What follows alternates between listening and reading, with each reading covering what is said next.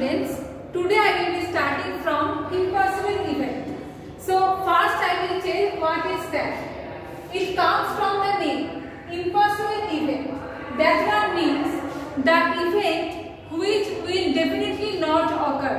Means I know that if under a random experiment this event will not occur, that one the probability will be 0 always, because we know that it will not occur. That means the chances of occurring that event will be 0. So P is 0 all the time for impossible event. Just like that, certain event P is 1 because you know that the event will occur definitely. And in case of impossible event, I will say that it will not occur. So the chance will be 0.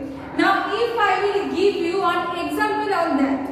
Suppose the random experiment is throwing a die. So here I will tell you that if a die is thrown, then we know that 6 outcomes are there. From 1 to 6, any one out of them will appear. But if I will ask you what is the chance of getting 7, then what will you tell? That is 0, because you know that 7 is not there. The numbers are from 1 to 6. So the number 7 is not there. That's why if I will ask you what is the chance of getting 7, that will be 0. So this one is an impossible event.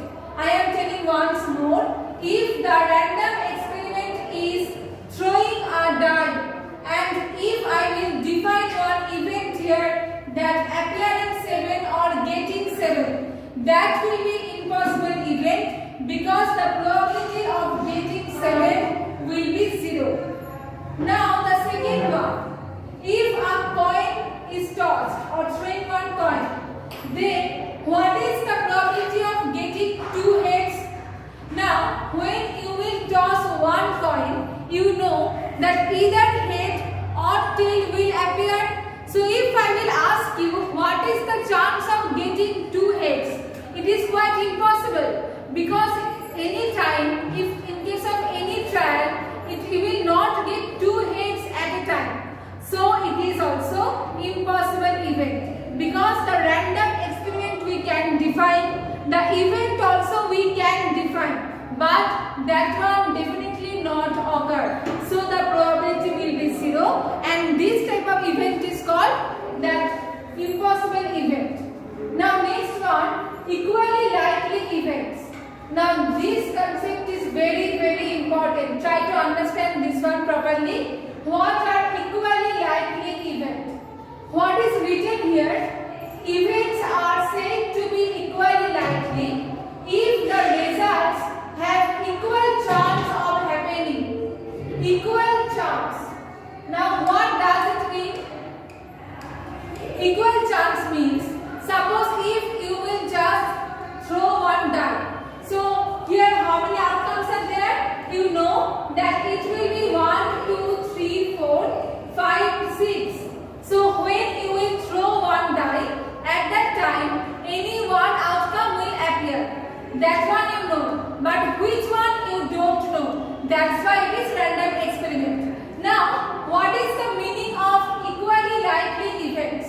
That means if I will define 6 events from there, suppose getting 1, getting 2, getting 3, getting 4, getting 5, getting 6. So 6 events I am defining here. But if I will ask you what is the chance of that, means what is the probability of getting 1, then what will you say?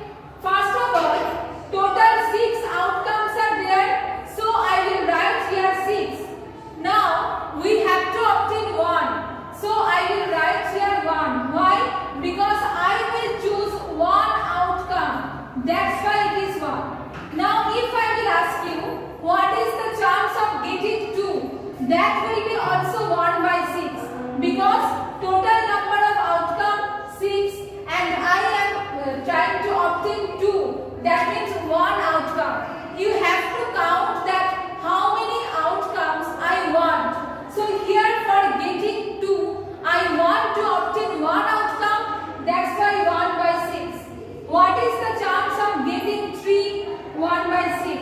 What is the chance of getting 4? 1 by 6. So all of these, if I will try to obtain what is the probability of getting 1 1 by 6, getting 2 1 by 6, getting 3 1 by 6, that means all the events have equal chance.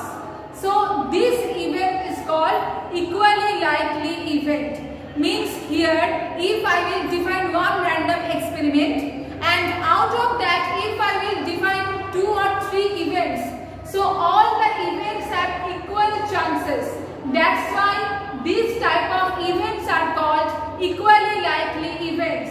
While here all of them have the chance 1 by 6, means the probability of getting all the chances are same here. So these type of events are called equally likely events. Now here if I will give you one more example. Suppose if you will just toss a coin. So how many outcomes? 2 head and tail. Now what is the chance of getting head? Half. What is the chance of getting tail? Half. Now here we can obtain that the chance of getting head and the chance of getting tail both are same here. So they are also equally likely events. When the chances will be same under one random experiment, those are called equally likely events.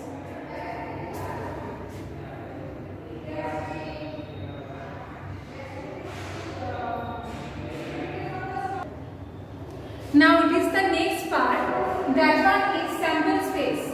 So what is sample space? The set of all possible outcomes.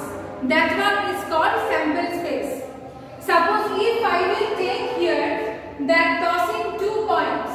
So what are the possible outcomes here? If 2 coins are tossed, then I will get HH, HT, TH, TT. That means 2 heads, head tail, tail head and tail tail. So 4 possible outcomes are there. Now this set of all the possible outcomes, this one is known as sample space. Suppose if I will take that throwing 2 dice, then what it will be? So how many outcomes will be there? If I will throw 1 die, then I will get 6 outcomes.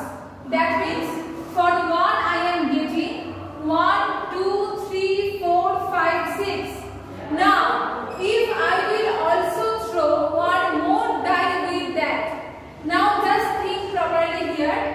For the first one I am getting 1, 2, 3, 4, 5, 6. Means if I will write the outcomes, how it will be? 1, 1, 1, 2, 1, 3, 1, 4, 1, 5. Like that it will be continued. After 1, 6 starts from 2, 1. Then 2, 2. So like that the last one will be 6, 6. Because the ordered pair, these are called ordered pair. The first one is for the first die and the second one is for the second die. So here 1, 1, 1, 2, 1, 3, just like that it will be continued. So if 2 dice are thrown, that means we are getting 2 outcomes for each trial. That's why the ordered pairs are there. So as a whole,